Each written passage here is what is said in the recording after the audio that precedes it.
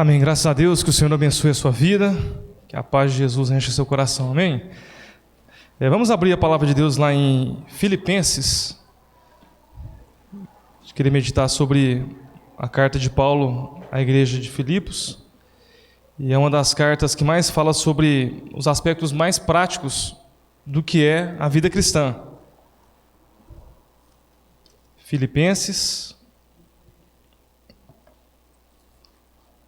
a partir do capítulo 2. A gente vai ler um pouco do 2, o 2 inteiro e um pedaço do 3, tá bom? Filipenses 2, 1.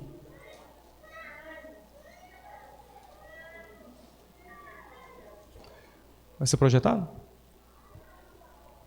Filipenses 2, 1. Obrigado. A minha versão, perdão, gente. Minha versão... Almeida, século 21.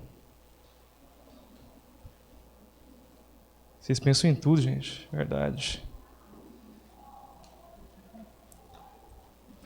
Vamos lá. Portanto, se há em Cristo alguma exortação, alguma consolação de amor, alguma comunhão no Espírito, se há qualquer sentimento profundo ou compaixão, completai a minha alegria, para que tenhais o mesmo modo de pensar, o mesmo amor, o mesmo ânimo, pensando a mesma coisa. Não façais nada por rivalidade, nem por orgulho, mas com humildade, e assim cada um considere os outros superiores a si mesmo. Cada um não se preocupe somente com o que é seu, mas também com o que é dos outros. Tende em vós o mesmo sentimento que houve em Cristo Jesus, que existindo em forma de Deus, não considerou o fato de ser igual a Deus algo a que devesse se apegar. Mas, pelo contrário, esvaziou a si mesmo, assumindo a forma de servo e fazendo-se semelhante aos homens. Assim, na forma de um homem, humilhou a si mesmo, sendo obediente até a morte e a morte de cruz. Por isso, Deus também o exaltou com soberania e lhe deu o nome que está acima de qualquer outro nome, para que ao nome de Jesus se dobre todo o joelho dos que estão nos céus, na terra e debaixo da terra, e toda língua confesse que Jesus Cristo é o Senhor, para a glória de Deus Pai. Assim, meus amados, como sempre obedeceste, não somente na minha presença, porém muito mais agora na minha ausência, realizai a vossa salvação com temor e tremor. Em outras versões diz, desenvolvei a vossa salvação. Versículo 13. Porque é Deus quem produz em nós, em vocês, tanto o querer como o realizar, segundo a sua boa vontade. Fazei todas as coisas sem queixas nem discórdias, para que vos torneis filhos de Deus irrepreensíveis, sinceros e íntegros, no meio de uma geração corrupta e perversa, na qual resplandeceis como luminares, algumas versões como estrelas, no mundo, retendo a palavra da vida, para que no dia de Cristo eu tenha motivo de me orgulhar do fato de que não foi em vão que corri ou trabalhei. Contudo, ainda que eu seja derramado como libação sobre o sacrifício e o serviço da vossa fé, alegro-me e me congratulo com todos vocês, com todos vós. E também, pela mesma razão, alegrai-vos e congratulai-vos comigo.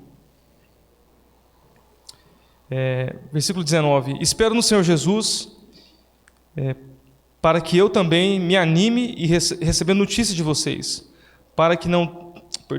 porque não tenho nenhum outro com esse mesmo sentimento que sinceramente cuide do vosso bem-estar, pois todos buscam o que é seu e não o que é de Cristo Jesus.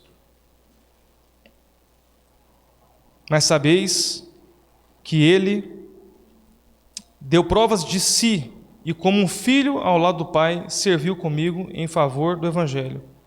Assim espero enviá-los logo que a minha situação seja definida. Mas confio no Senhor que também eu mesmo irei em breve. E mais adiante, não é só isso mesmo. Não está certo, peraí.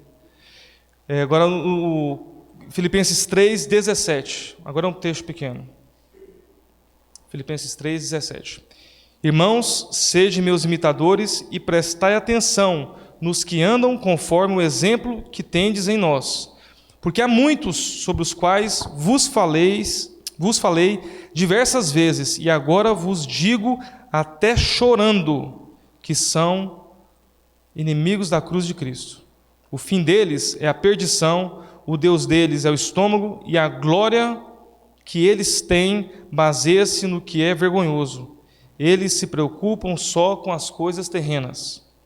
Mas a nossa pátria está no céu, de onde também aguardamos um Salvador, o Senhor Jesus Cristo, que transformará o corpo da nossa humilhação para ser semelhante ao corpo da sua glória, pelo poder eficaz de sujeitar a si todas as coisas. Amém?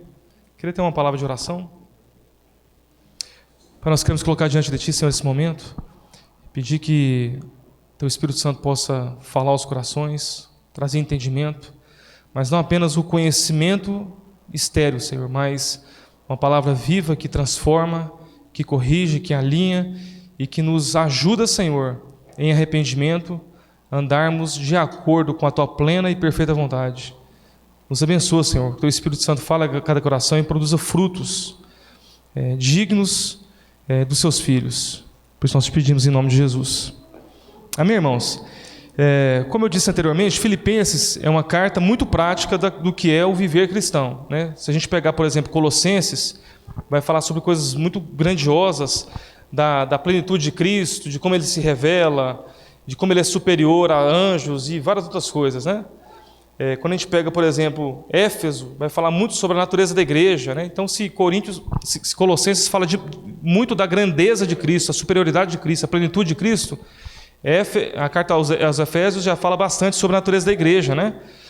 Mas aqui em Filipenses a gente vai entender um pouco sobre a natureza do viver cristão, né? São coisas simples e muito difíceis. Por quê? Na palavra de Deus, tudo que é muito prático é muito difícil, porque sempre na palavra de Deus, o que é muito subjetivo, a gente dá um jeito de... né? Há interpretações, há perspectivas, há possibilidades, mas aquilo que é muito simples, não tem para onde correr, é aquilo mesmo.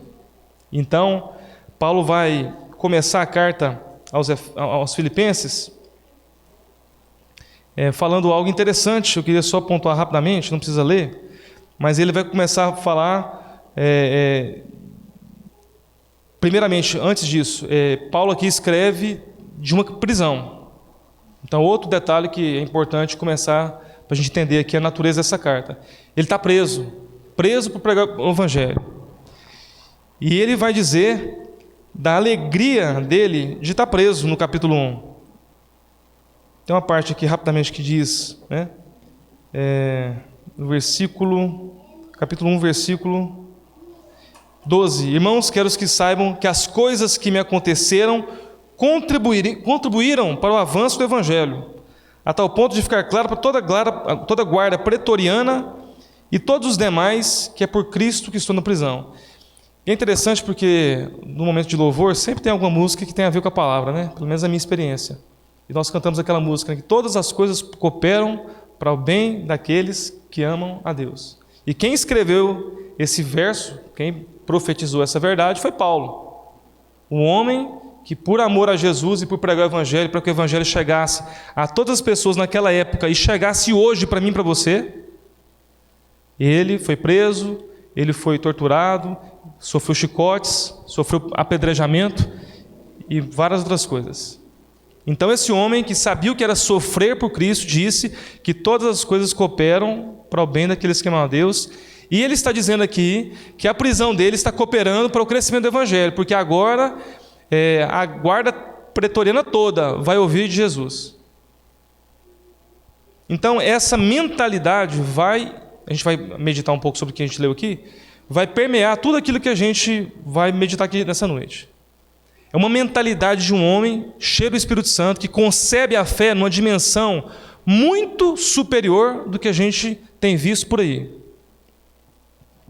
uma compreensão de quem Deus é, de quem eu sou nessa vida e de como Deus age, que não vê os problemas e o sofrimento como maldição, como algo. Se está difícil, não é de Deus.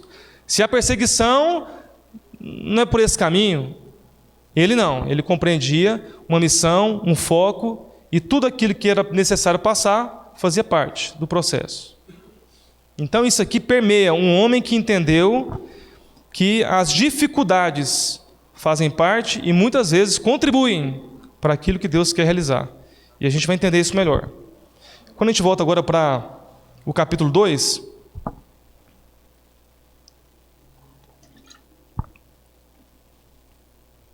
ele vai trazer uma exortação. Exortação a gente hoje entende muito como algo negativo, né? É uma correção. E na verdade exortação não é necessariamente uma correção. Ela serve também como instrução, uma forma de instrução, de ensino, né? de compreensão. Então ele vai trazer para nós aqui algumas exortações, eu quero pontuar algumas delas. A primeira que eu queria pontuar é uma exortação de unidade. E eu quero fazer algumas correlações, como os desafios pessoais, para mim e para a sua vida, e os desafios globais e coletivos, né? Primeira coisa, a unidade nunca foi algo tão difícil. A gente vive numa época de uma certa liberdade de expressão, que uma pessoa, hoje tudo é conteúdo, né? Então as pessoas estão fracas no relacionamento e tudo é muito... Nós somos a geração do conteúdo, da informação. Então pessoas que por necessidade, por vontade, por vocação ou por qualquer outro motivo, postam conteúdo o tempo inteiro, né? Alguns conteúdos pessoais da sua vida, né? E outras informações, pontos de vista, mentalidade, valores e outras coisas mais.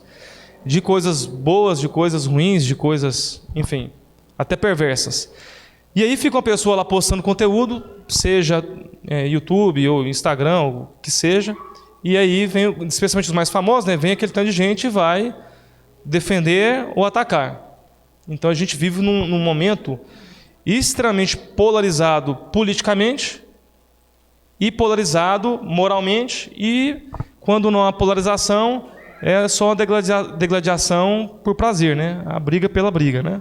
Então a gente vive um tempo na humanidade em que, eu não sei assim, quem tem talvez aí mais de 30, 35, 40, cresceu num contexto de todo domingo reunir toda a família para almoçar. Quem aqui cresceu num ambiente que todo domingo reunia a família inteira para almoçar? Então aqui pelo menos quase metade.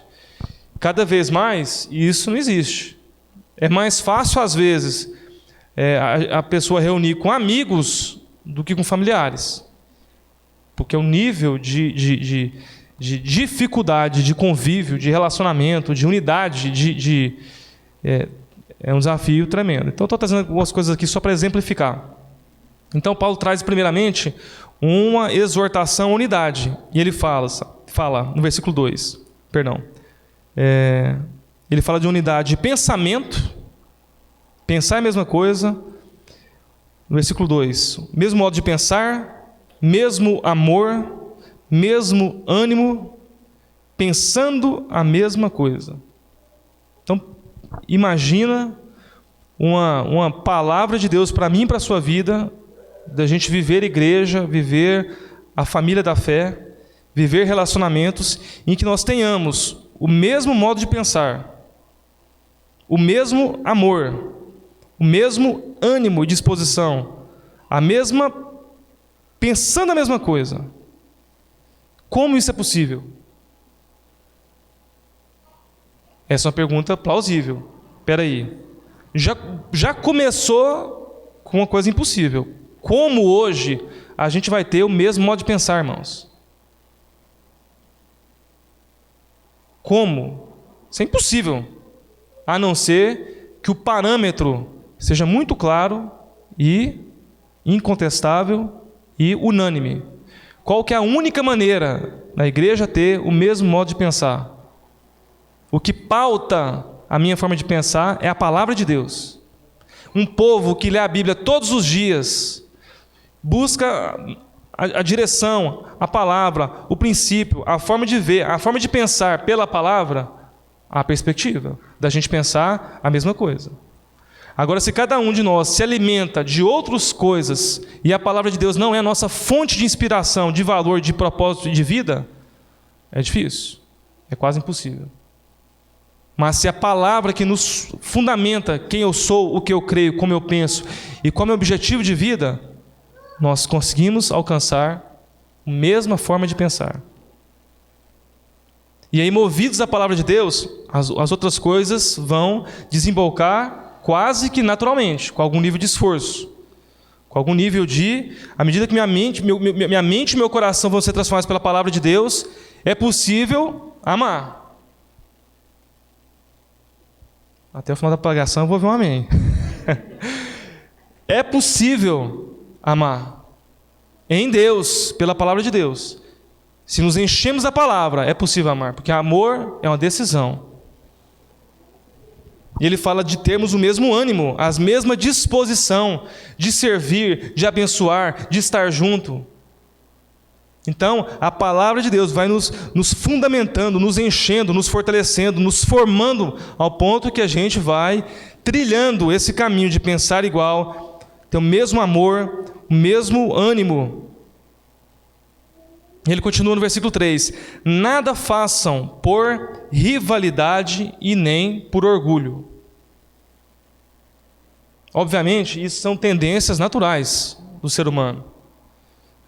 Vamos pensar no contexto de igreja, né? Que aqui ele fala muito do contexto de igreja. Claro que pode ser aplicado em trabalho, em família e tudo mais. Mas vamos pensar no contexto de igreja. Eu acho que o pastor Júlio e qualquer pastor que plantou a igreja do início vai saber disso, com clareza, né? Viver na pele.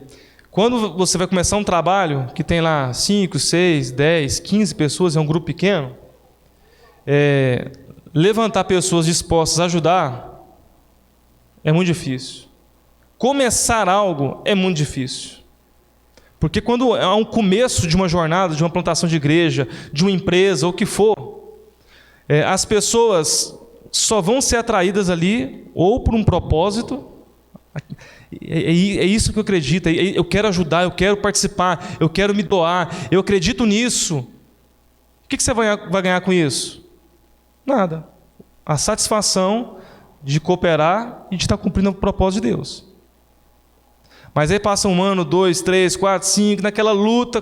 Quantos anos, Júlio, demorou para a igreja aqui alcançar 100 membros?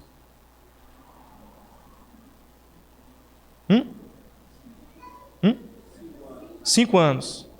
Mas depois que chega no 100, cresce mais rápido. Então, irmãos, e quando as igrejas ficam muito grandes, 600, 700, 800, 1000, você vê um contexto que começa a ter, além do trabalho, da dedicação, de tudo que tem a dinâmica da igreja, também tem os benefícios. E começam a surgir pessoas que querem participar disso. Né? Então, como numa empresa, né? A empresa, quando está começando lá, você não tem dinheiro, tem que arranjar alguém para ajudar. Cara, vamos aqui, na hora que as coisas melhorarem, eu melhoro o seu salário. E aquilo é para romper, mas depois que está prosperando, todo mundo, arranja uma vaga para mim, me ajuda aí. Tudo é assim, irmãos. Tudo na fase de semeadura, é pouca gente querendo participar, mas na época da colheita, aparece gente, tudo quanto é canto. Porque o ser humano é assim. E justamente por esse espírito do benefício e não do compromisso, há uma tendência nas relações, isso se torna ainda mais forte, de rivalidade e orgulho. Né? Orgulho porque a pessoa, nós temos a tendência de pegar tudo aquilo que a gente realizou, fez, o nosso esforço e empenho e querer ser reconhecido pelas pessoas. Rivalidade porque, em contexto de empresa, igreja ou qualquer outro, há disputa. Quem é melhor, quem é mais importante, quem vai ocupar o espaço. Eu estou falando aqui algo estranho ou isso faz parte da nossa vida o tempo inteiro? De escola, trabalho, em tudo, né? Criança é assim, irmãos. Quem tem criança que sabe. Tem aquele brinquedo lá que ela brincou algumas vezes e deixou de lado. Aí chega um casal de amigos com criança, e aquela criança vai naquele brinquedo que ela nunca brinca. É puxão de cabelo, é choro, é berra, é grito, por causa daquele brinquedo velho. Que a criança nunca brinca, mas é meu. A rivalidade está dentro de nós, irmãos, desde a infância. Por futilidades. Sempre que houver espaço, isso emerge. Mas isso é a cultura do homem e da mulher que não são cheios do Espírito Santo. Ele está trazendo aqui uma cultura sobreexcelente, elevada, do reino de Deus. Ele diz então, continuando, que cada um deveria considerar os outros superiores a si mesmo. Pode rasgar, não, isso aqui, assim, ou passar uma borracha. Vamos ser sinceros, gente. Aonde que existe isso? Quem tem assim, Senhor, adoro obedecer esse versículo que é o meu preferido, eu vou colocar no meu carro, vou colocar no meu guarda-roupa, no espelho, eu quero considerar os outros superiores a mim. Isso não está em nós, irmãos. É só através do Espírito Santo. Você se alegrar em ver as pessoas prosperando, crescendo, e as pessoas, quando vão te dar um conselho, você fala assim, peraí, posso até não concordar, mas eu vou orar. Você está falando isso para mim? Eu vou orar. Essa semana, uma pessoa teve um sonho comigo, e eu compartilhei com uma outra pessoa, que eu queria ouvir assim, se ela tinha algum discernimento, né? Então eu ouvi a compreensão daquele sonho de quem trouxe o sonho de outra pessoa. E da outra pessoa que eu compartilhei, viu só coisa negativa. Assim, né? No sentido assim mais negativo. E a outra pessoa que me trouxe a outra interpretação foi coisas muito positivas. Quem está certo? Não sei. Eu preciso orar. Senhor, porque pode ser isso, ou pode ser aquilo, ou pode ser até as duas coisas. Por que sempre o positivo é que tem que estar certo? Hoje em dia, pessoas que falam para nós a verdade com amor são raras. Vamos ser sinceros? A pessoa tem que chamar demais para falar uma boa verdade na sua vida. Porque ela sabe que se você pode não gostar, e coloca na lista negra, não quero mais. Insuportável, já vem da lição de moral. A gente é muito orgulhoso. A palavra de Deus fala em Provérbios que aquele que exorta um tolo, ele vai te odiar. Exorta um sábio, ele vai te amar. Porque o sábio vai entender que se essa pessoa, em amor, tem a coragem, a disposição de, com jeito, falar algumas verdades para mim, é porque ela me ama. Então, ele está trazendo aqui considerar os outros superiores. Isso é padrão de vida cristã. Tinha um livro de um autor famoso, antigo, chamado Watchman Nee. E tem um livro dele que chama Vida Cristã Normal. Aí ele tinha vários outros livros dele lá. Eu falei, não, vou ler esse aqui primeiro, porque eu acho que ele deve ser mais básico, né? Cristã normal. E esse cara só escreve coisas assim. Eu falei, o livro mais difícil que eu já li na minha vida, quase. Eu não consigo viver isso aqui, não. Se isso aqui é vida cristã normal, imagina os outros livros desse cara. A vida cristã elevada. E aí tem depois o outro livro que eu li, O Obreiro Cristão Normal. Eu falei, não. Impossível. Eu nunca vou ver isso aqui. Mas considerar o outro superior é um mandamento do Senhor. Considerar a sua mulher mais importante, mais especial que você mesmo, é um mandamento. Imagina, irmãos, agora vamos para a prática. Imagina que a gente crê nisso aqui, eu quero viver, Deus me ajuda, e eu começo a considerar a minha esposa superior a mim, mais importante do que eu. Mais sábia, mais inteligente, mais bonita, mais sábia. E ela começa a me considerar um homem superior a ela. Isso aqui é o céu, irmão. Esse casamento não tem como dar errado. Quando as pessoas sentam com a gente, pastor Júlio, se eu estiver errado, ele me corrige aí. Os casais sentam para conversar com a gente, e muitas vezes é porque o negócio já está assim, tão ruim, que talvez nem dá tempo mais de consertar.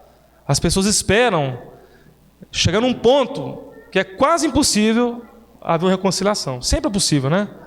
Mas assim, ao invés de trazer os desafios pequenos, não quero incomodar, não, e não vai procurando ajuda não. Aí quando está assim, acabando, quebrando tudo, aí vai no pastor. Aí o pastor vai ouvindo e fala assim, meu Deus do céu, por que vocês não vieram antes? Da onde que eu vou puxar esse fio agora? E o pastor ora, chora, pede o milagre do Senhor. Traz algumas reflexões, algumas exortações. E normalmente quando está nesse ponto, a mulher, pastor, porque você não conhece ele, começa a falar mal. E ele fez isso, e ele fez isso. E é por isso que eu quero separar. Por isso. Aí o outro vai falar, mas ela é assim. E o pastor ficou ouvindo assim, meu Deus do céu. Vocês não são crentes, não? Porque se o que vocês estão falando é verdade, e é só isso que você tem que falar um do outro, vocês nem crentes são.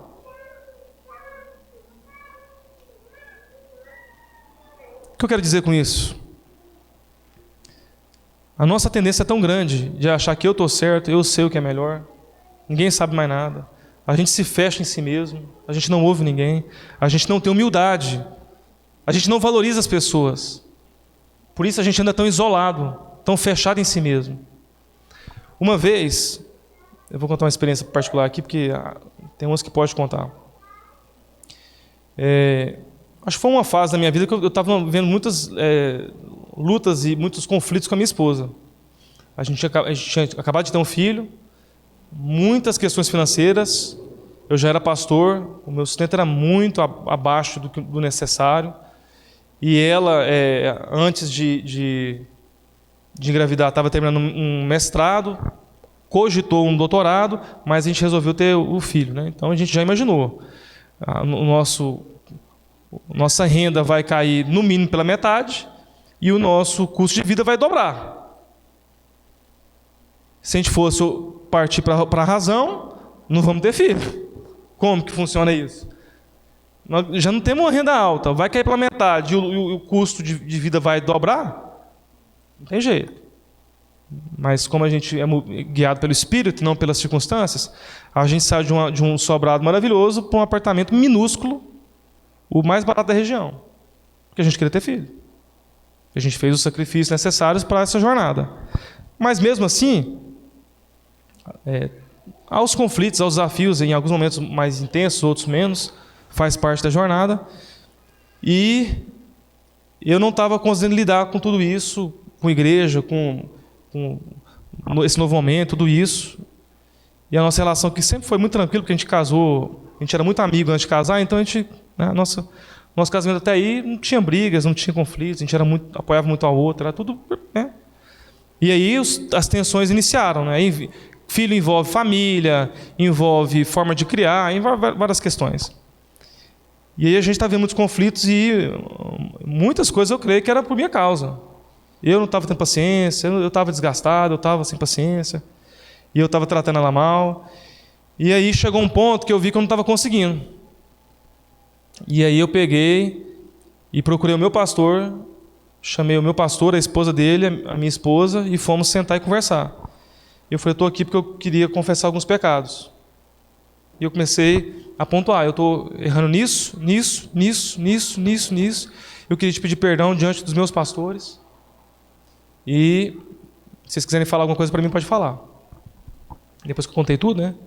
Aí o pastor falou assim, Diogo, acho que não precisa ser nada a ser dito, não. Porque a palavra de Deus fala que quando a gente confessa os nossos pecados, nós somos perdoados e curados. Então eu quero profetizar sobre a sua vida, cura, que você possa superar esses desafios e ser um marido melhor, com a ajuda do Espírito Santo. Nós oramos ali e tudo, né? Mas não é fácil, irmãos. É mais fácil a gente chamar o pastor para falar mal da esposa, para falar mal do marido. Mas não para você falar dos seus pecados. O que você estava tornando a vida do seu marido, da sua esposa mais difícil? Que eu sou difícil, eu sou ruim, eu não presto, eu preciso melhorar, eu preciso da ajuda do Senhor, eu preciso da oração, eu preciso da exortação. A gente é muito cheio de si mesmo. E aí muito que Deus quer fazer na nossa vida não é feito. por resistência nossa. A palavra de Deus fala que Deus resiste ao soberbo. Não resiste ao pecador, não resiste ao isso, aquilo. Resiste ao arrogante, porque o arrogante sempre está certo. Nem Deus tem como ajudar, tratar, corrigir e melhorar. Mas Ele dá graça aos humildes. E aqui, Ele continua dizendo: cada um não se preocupe somente com o que é seu, mas também com o que é dos outros.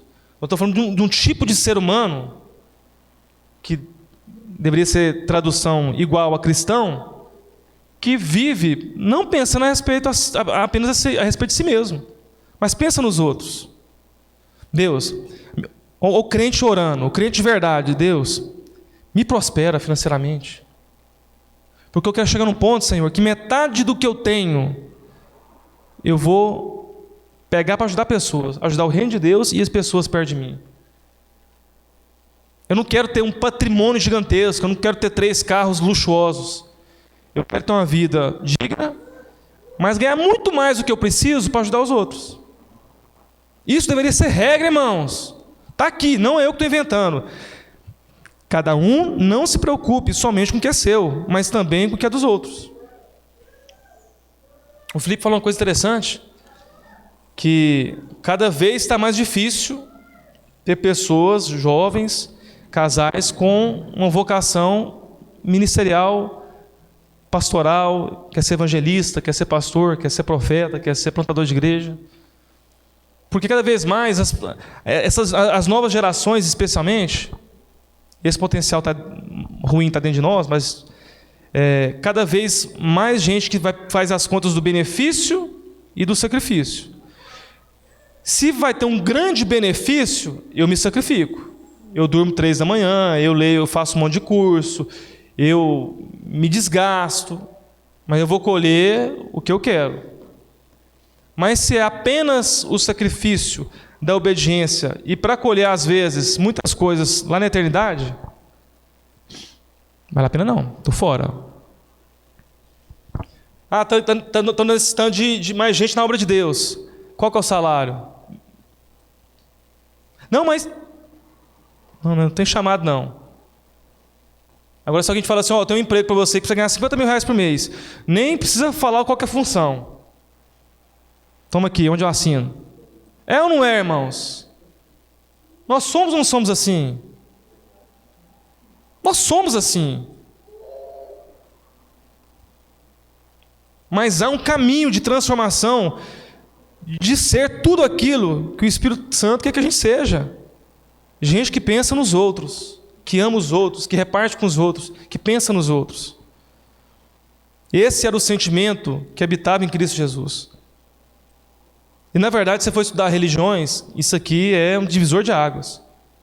Primeiro, todo profeta mandava. Então, o profeta Maomé, ele começou pegando coisas do judaísmo, coisas do cristianismo, mas ele começou a sofrer algumas dificuldades, perseguições, foi lá para outra cidade, onde surgiu efetivamente toda a religião de forma mais organizada, como um processo mais político. A religião e a política junto, e a partir dessa fase, não lembro da cidade que eles ficaram uma cidade já com o islamismo como fundamento da própria cidade. Aí a segunda fase foi o seguinte: quem não se converter, pau neles. Quem não se converter é inimigo de Deus, e tem lá, não vou entrar em detalhes aqui, mas está lá. Se você estudar profundamente, você vai ver. Militar, imposição. Estuda sobre o que está acontecendo na África hoje, há mais de 10, 20 anos. O norte da África era muito cristão. A Nigéria tinha 90% de cristãos. Vai lá ver hoje. Eles dizimaram os cristãos. Tem vídeos antigos, da minha adolescência, que chegou vídeos até mim, de várias pessoas sendo queimadas vivas. Estava lá, jogava fogo no cara, o cara ia definhando até diminuir de tamanho. Mas Cristo é um Deus que abriu mão de ser Deus para ser humano, sendo humano, obediente até a cruz, morreu para depois ressuscitar e na sua segunda vinda em glória reinar sobre a face da terra, eternamente. O filho de Davi. O reino que não tem fim. Então isso, humanamente, por isso que os judeus resistiram tanto a crer que Jesus era o Messias. Porque tinha algumas profecias que falavam do servo sofredor, mas a maioria falava do rei, do Messias, que via destruir os reinos e reinar sobre a terra. Então eles tiveram dificuldade. Agora um Deus que se esvazia, que perdoa, que chega na pecadora, perdoa ela. Quem aqui não tiver pecado, atira a primeira pedra. Então o próprio Deus que se esvazia.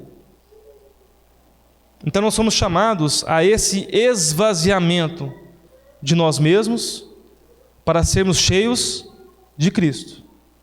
Há várias religiões que também afirmam o esvaziamento, né? O budismo e alguns outros falam de uma meditação para esvaziar-se dos pensamentos, das coisas, dos problemas, e você fica lá meditando, silenciando, e isso tem, obviamente, um efeito. Mas a transformação de caráter, de pensamento, de propósito, está em esvaziarmos de nós mesmos e sermos cheios de Cristo. Sermos imitadores de Cristo. Amar o que Ele ama, odiar o que Ele odeia, viver como Ele viveu. Isso é cristianismo. Cristianismo não é apenas dizer, eu creio em Jesus, oro, me batiza, sou cristão. Não é isso. Tinha um texto que eu tinha separado aqui, depois eu vou ler, que Paulo afirma, não sei se foi em Colossenses ou Filipenses, assim como credes nele, viveis nele. Paulo vai falar sobre padecer por ele. E mais adiante ele completa dizendo, desenvolvei a vossa salvação com temor e tremor. Porque é Deus quem produz em vocês tanto o querer quanto o realizar da sua vontade. A gente sabe que essas coisas naturalmente não estão próprias a pensar no outro, ser humilde, ser ensinável, perdoar. Isso não está em nós, isso não está em mim. Isso é uma obra do Espírito Santo. E é uma obra que o Espírito Santo realiza e a nossa parte é permitir. Porque nem a vontade de fazer isso está em nós. Por isso que ele fala aqui, ele realiza em vocês o querer e a capacidade de realizar. Fazei todas as coisas, versículo 14, sem queixas nem discórdias. Ou seja, é possível fazer coisas boas, movidas de interesses pessoais, pensando em si mesmo. Deus não quer que a gente faça apenas coisas corretas na nossa vida, que a gente faça com a motivação correta. A gente não quer ensinar meu filho apenas a ser o melhor aluno em notas, e o mais estudioso, o mais competente. Eu quero que ele seja alguém que na escola dele, eu converso muito isso com meu filho, eu vejo as histórias, as conversas, está tendo bullying lá, e você? Você entra na história e faz bullying também, ou você vai lá e cria amizade com aquele que está sofrendo bullying? Aquele que ninguém quer ser amigo, você quer ser amigo dele? Você está sendo luz na vida dele? Você está amando ele, meu filho? É esse tipo de coisa que é mais importante que tudo, irmãos, que a gente tem que ensinar. Nossos filhos, a gente quer que eles sejam prósperos, mas mais importante que ser próspero é amar as pessoas. Nós estamos sofrendo um país aí que está sendo destruído por pessoas que são incultas, pessoas que não sabem falar, pessoas que não têm liderança, ou pessoas que só pensam em si mesmo. Sabe qual é a salvação política para o nosso país, gente? Não é a direita nem a esquerda. É gente que ama e vai pegar uma função e vai pensar nos outros. Porque de direita que pensa em si mesmo, vai fazer de forma um pouco diferente, com outras pautas, a mesma coisa. Usar aquilo para benefício próprio, e não para o povo. Então o nosso país, a nossa família, o nosso país, precisa disso aqui. Gente que pensa no outro. Ele fala que pessoas que vivem assim vão brilhar nas densas trevas como uma estrela. Antigamente não havia sinalização, mapas, não existia GPS, então tudo inicialmente as navegações tudo era a partir de leituras das estrelas, das posições das estrelas. Então as estrelas são uma referência até de navegação, de direção, para onde ir. Versículo 21. Pois todos buscam o que é seu, e não o que é de Cristo. O que é de Cristo? O que é pensar, buscar o que é de Cristo? O que Cristo mais ama? O que Jesus Cristo mais amou e continua amando? E que para sempre vai amar? Pode falar. Gente, pessoas. O grande mandamento é amar a Deus e amar as pessoas.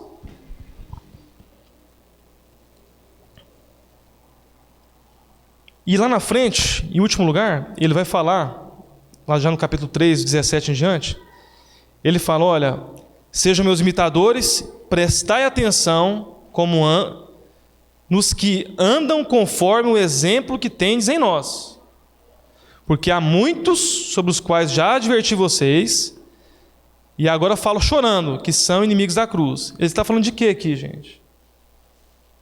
De falsos líderes e falsos cristãos que se infiltram, mas no fundo, não são movidos desse espírito. Lideram não porque amam pessoas, mas porque ama a si mesmo e vai usar as pessoas para cumprir os seus propósitos e usar até Deus para isso. Marido que vai usar, enquanto a esposa cumpre um propósito e ajuda ele no que tem, na hora que não serve mais, troca. Isso é dentro da igreja, tá, gente?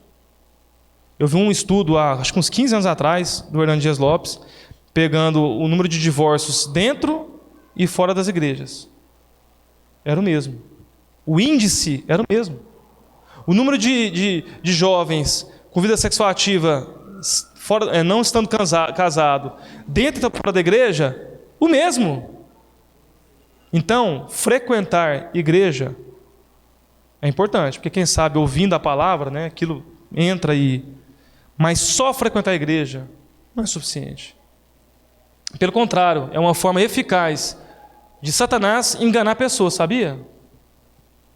Porque se a pessoa acha que frequentar um culto significa que ela está vivendo a vida cristã, ela está no engano, e ela vai estar longe de viver tudo aquilo que Deus tem para ela. Mas nós somos chamados para viver o Evangelho e obedecer a palavra de Deus. Congregar é um aspecto importantíssimo.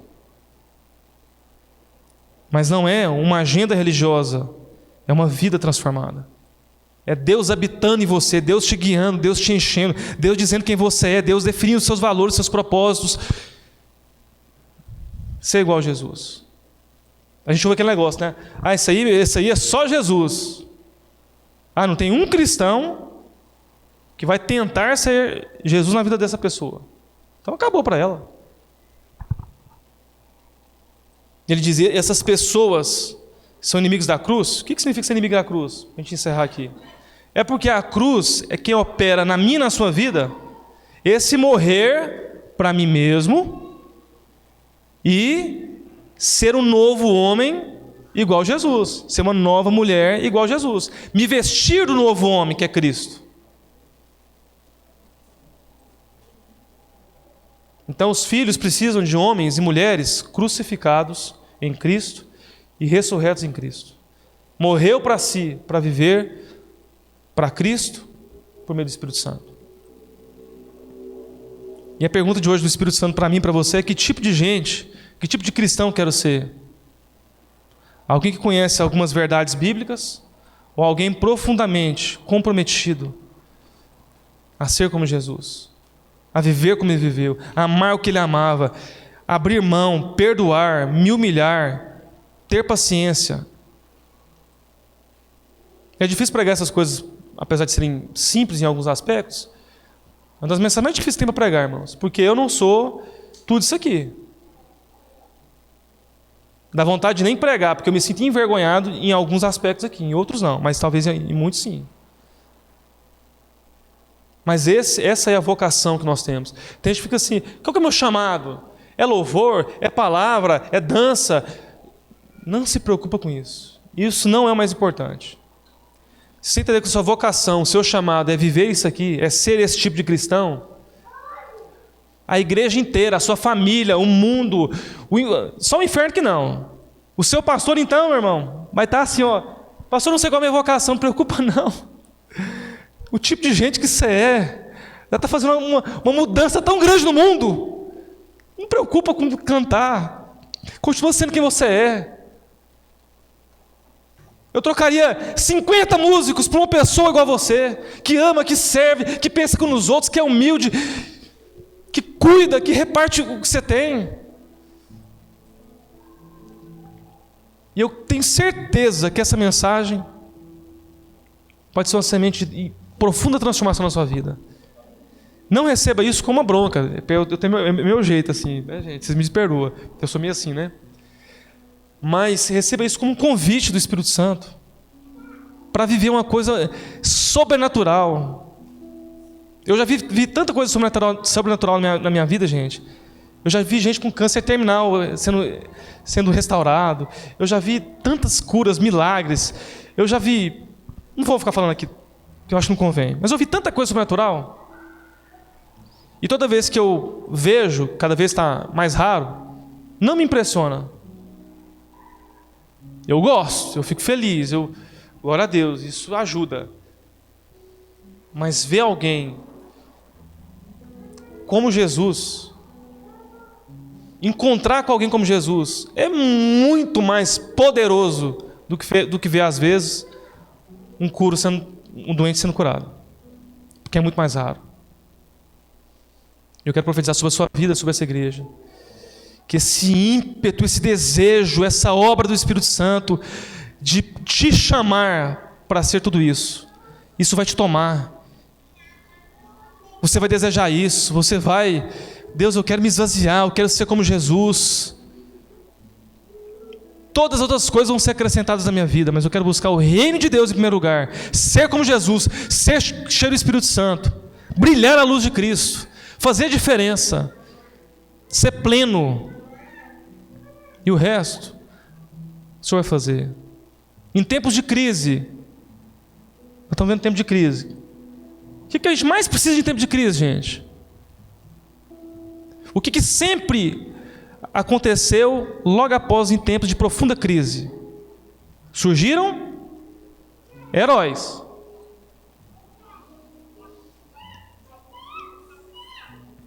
Só que para mim os verdadeiros heróis são cristãos de esquilate.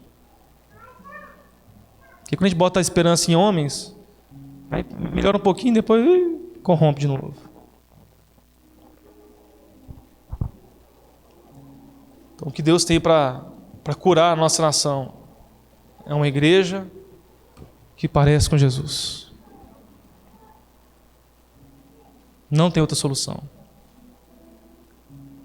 Para a sua família, para o seu trabalho, para a sua empresa, senão homens e mulheres cheios do Espírito Santo. Que tem o mesmo sentimento que Cristo Jesus se esvaziou de si mesmo e deixou espaço o Espírito Santo te encher, te guiar, te transformar, te usar. Amém? Vamos ficar de pé, vamos orar. Quer vir orar? Quer vir orar?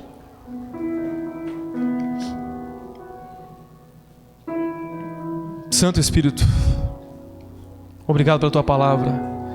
Tua palavra é como uma espada de 2 cortes que penetra dentro de nós.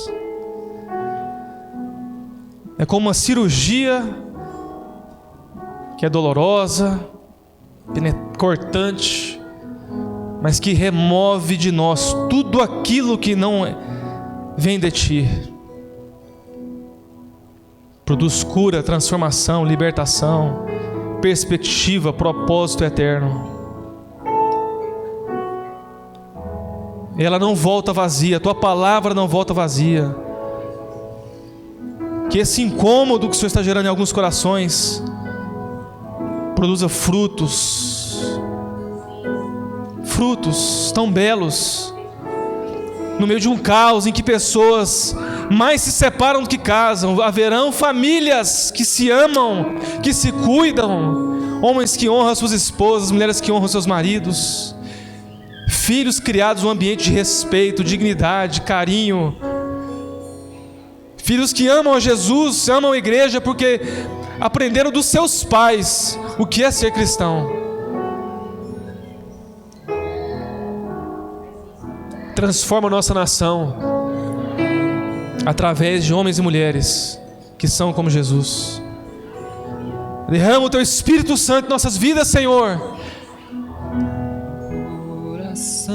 Essas coisas não estão em nós, essas coisas vêm de Ti. Nos abrimos e pedimos: Espírito Santo, faz essa obra aí na minha vida. A vida de Cristo, o poder da cruz e o poder da ressurreição. Se uma semente caindo na terra não morrer, não dá fruto, mas quando morre, quando dá fruto, Deus, um florescer tão belo e maravilhoso. Faz os cristãos de hoje, como outrora, homens que são exemplo, padrão, uma liderança por influência. Que as pessoas que nos conhecem olhem para nós e digam: eu queria ser como você, eu queria ser como Jesus. Em nome de Jesus.